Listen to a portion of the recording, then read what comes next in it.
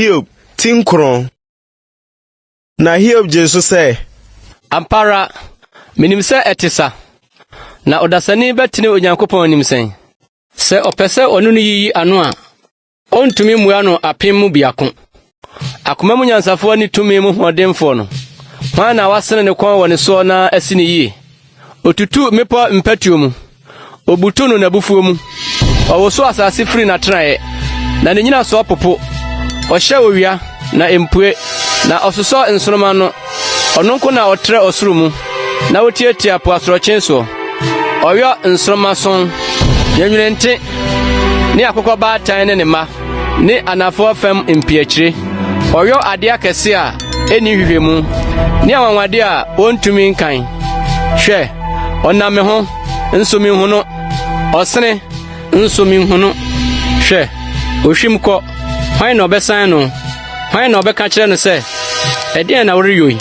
Onyankopɔn rensanka na bufuo.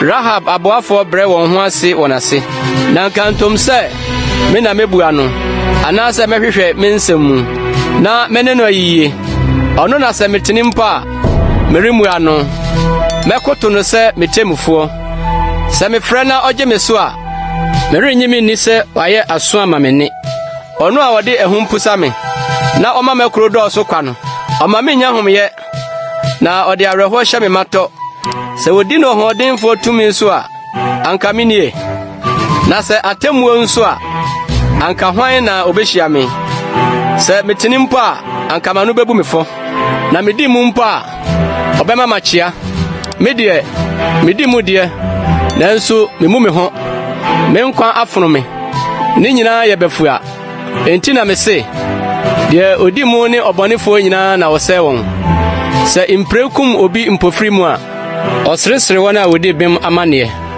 odi asase ahya obonefo nsa okata na temufo ani se enye wono a na eye hwan na menna ho ye haresene mrikatuni edwane kɔ ehunu de pabiara esene kɔ se demire nkyekere hyen se okɔde a osi aduane so se me se me wure befiri mapinisie meja moso ye na matemanimu a me ya nyina ye mehu efiri sɛ mehunu sɛ orimu mebem na sɛ obebu me fa adenti na memrenguo sɛ medware sikire mansuo na mede dɔw me hohoro me nsa ɛno nso ode me beto amena mu na me ho ayɛ me ntade mponwunu na onye onipa sɛ me na mebua no na yembaanu ahyia mu abonkro nso ɔsɛm twamuni bi ni yɛntɛm a ɔde ne nsa beto yembaanu so manunyi na ba mfiri me so na ne huhu enkuta me ena anka mekasa merinsuro no